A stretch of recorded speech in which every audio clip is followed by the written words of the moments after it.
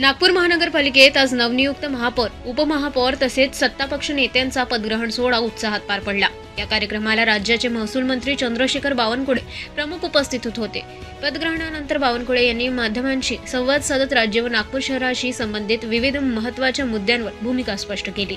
ते म्हणाले की नागपूर शहराच्या सर्वांगीण विकासासाठी राज्य सरकार पूर्णपणे कटिबद्ध असून मनपाच्या माध्यमातून विकास कामांना गती दिली जाईल। रस्ते, पाणी पुरवठा, स्वच्छता, वाहतूक तसेच स्मार्ट सिटीशी निगडीत प्रकल्पांना प्राधान्य देण्यात येणार असल्याचे त्यांनी सांगितले। नवनियुक्त लोकप्रतिनिधींच्या सहकार्याने शहराच्या विकासाचा नवा अध्याय सुरू होईल असा विश्वासही त्यांनी व्यक्त केला। पदग्रहण सोहळ्यानिमित्त मनपा परिसरात उत्साही वातावरण पाहायला मिळाले। बोलताना सांगितलं होतं की महाराष्ट्रामध्ये भारतीय जनता पक्ष हा जिल्हा परिषद निवडणुकीमध्ये आणि पंचायत समिती निवडणुकीमध्ये क्रमांक 1 चा पक्ष असेल।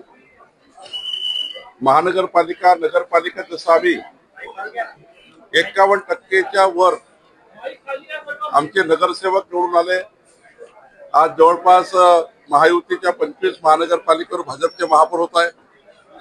जवळपास 150च्या वर नगरपालिकामध्ये महायुतीचे नगराध्यक्ष झाले।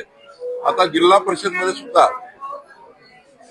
जवळपास 8 जिल्हा परिषदवर भारतीय जनता पार्टी महायुतीचे जिल्हा परिषदेचे अध्यक्ष असतील। अनेक मोठे यश भाजपला मिळाला आहे। माननीय मुख्यमंत्री देवेंद्र फडणवीसजी, आमचे अध्यक्ष रवींद्र चव्हाणजी यांच्या अत्यंत मार्गदर्शनाखाली आम्ही निवडणूक लढली।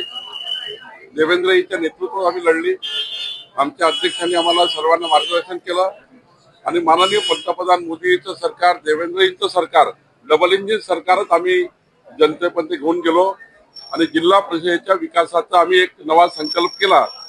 विकसित महाराष्ट्रासोबत विकसित ग्रामीण महाराष्ट्र आणि डबल इंजिन सरकार याच्या माध्यमातून होणारी कामे। नाही, आमचा पदग्रहण सोहळा आहे। आमच्या महापौर या ठिकाणी नीता ठाकरेजी आणि आमच्या उपमहापौर हाथीबेडताई या दोघांचाही पदग्रहण सोहळा आहे। मी त्यांना शुभेच्छा देतो।